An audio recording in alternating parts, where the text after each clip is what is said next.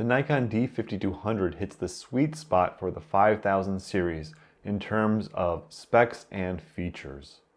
I think it's a great value for beginner photographers regardless of budget, or if you're interested in an F-mount DSLR. Complete kits can be found for around $250. Two lens kits with a telephoto zoom are around $300, though you can find deals. It was released in 2012, so the depreciation is pretty much done. Look for cameras in good cosmetic condition with shutter counts under 50,000. If you do that in 6 months to a year, you should be able to resell it and get most, if not all, of your money back. Why I recommend the D5200 is because it sees a boost in autofocus points and resolution compared to the earlier models in the series. Yes, the D5300, D5500, and D5600 are better, but their performance increases are less than you would see in a D7100 or D7200. Plus, once you get to the $400 to $500 range for a camera body, you need to consider the other manufacturers out there because there's a lot of choices that might be better for what you want to do. At this price point, the only other easy to find option is the Canon T5i, also known as the 700D. I would choose the D5200 over it for photography. However, if you plan to do more than say 25% video, the T5i could be a better choice for you. If you want an interesting camera, there is the Sony A58. It's an SLT camera, which stands for single lens translucent. Sony made 12 models that use the tech from 2010 to 2016, and as a bonus, the A-mount lenses that it uses are quite cheap right now. If you can find them, the Panasonic G6 and Olympus EPL6 have a much better budget lens selection. They have more features, are good for video, but the autofocus is worse. In terms of memory cards, the D5200 is compatible with SDXC UHS-I cards.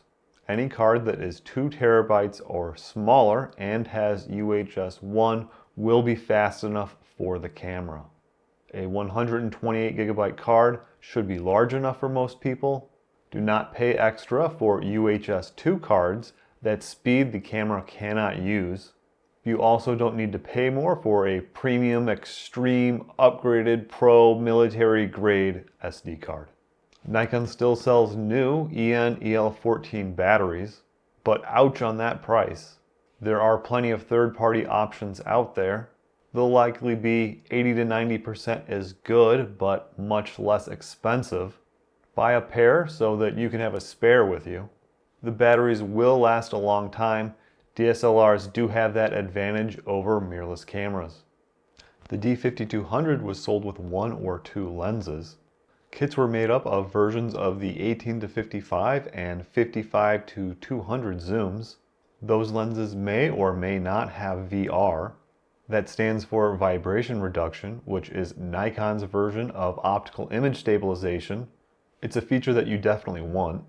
Find bundled lenses with VR or buy the body and lens separately. There's basically no difference in price between lenses with and without VR. It will reduce the effects of camera shake, allowing you to get sharper images.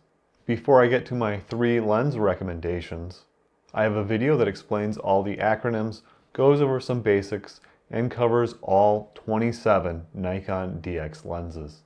My first recommendation is the 35mm f1.8G. It has the same field of view as a 50mm lens on a full-frame camera. That's probably the most commonly used prime prior to camera phones. It's my favorite field of view. The lens is going to be good for low light shooting, like indoors. It's small, so you won't be as noticeable on the street as if you were using a zoom. That's also why it's a good choice for travel, where weight is the enemy.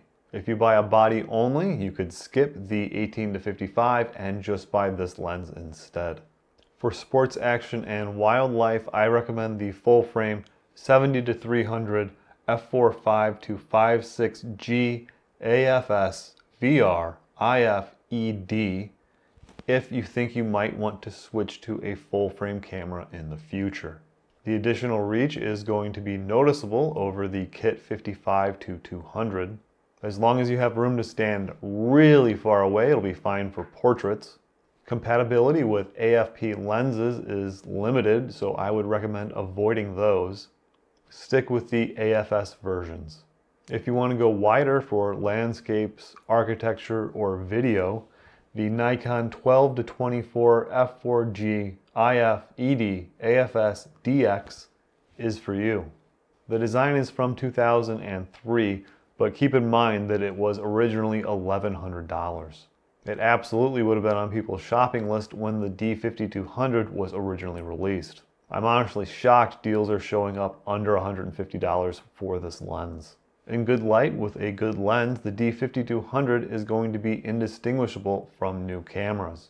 Of course, a camera with a backside illuminated stack sensor with IBIS and dual image stabilization is going to be better in a lot of situations, but still, the point remains you can get great images with a D5200, and it'll be a lot less expensive to do so. What's nice is that there are already lots of videos and other resources out there explaining how to do everything that the camera is capable of.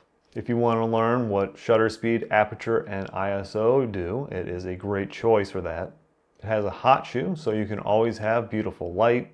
The more you learn, the more you'll be able to get out of the camera.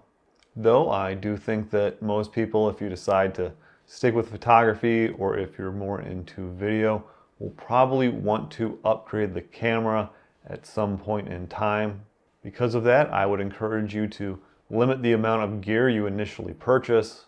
Less is more when you're starting out.